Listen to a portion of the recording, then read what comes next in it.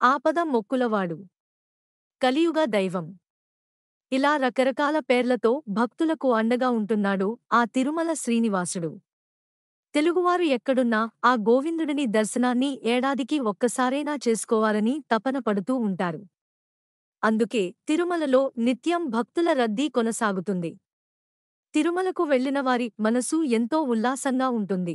ఆ మాడవీధుల్లో తిరిగినప్పుడు సాక్షాత్తు స్వర్గంలో విహరించిన ఆనందం కలుగుతుంది. అయితే తిరుమలకు వచ్చిన ప్రతి ఒక్క పురుషుడు తప్పనిసరిగా తలనీలాలు సమర్పించి గుండు కొట్టించుకుంటారు. ఇలా తప్పనిసరిగా ఎందుకు తలనీలాలు సమర్పిస్తారు? ఇది కలియుగం. ప్రతి మనిషి తనకు తెలియకుండానే ఎన్నో తప్పులు చేస్తాడు. ఈ తప్పులకు ప్రాయశ్చిత్తం కలగాలంటే మరో జన్మ ఎత్తాలని కొందరు అంటారు. కానీ దేవదేవుడిని దర్శన భాగ్యం కలిగి తలనీలాలు సమర్పిస్తే అన్ని పాపాలు తొలగిపోతాయని మరికొందరు చెబుతూ ఉంటారు. మనిషి చేసిన పాపాలన్నీ జుట్టులోనే ఉంటాయట. ఈ పాపాలను తొలగించుకోవాలంటే దైవ సన్నిధిలో తలనీలాలు సమర్పించాలని అంటారు.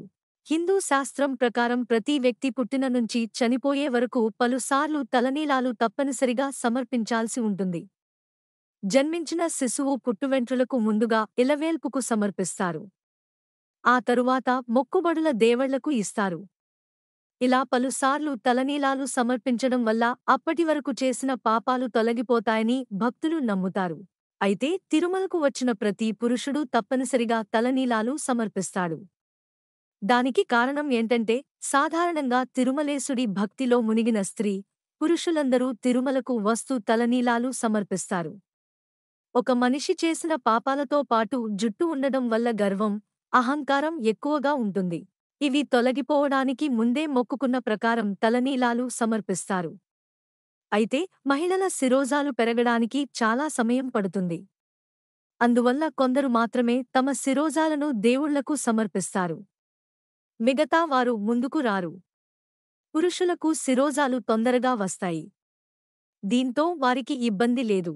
ఇలా చాలామంది తిరుమలేశుడికి ఓ వైపు మొక్కులు చెల్లిస్తూ తలనీలాలు సమర్పిస్తారు.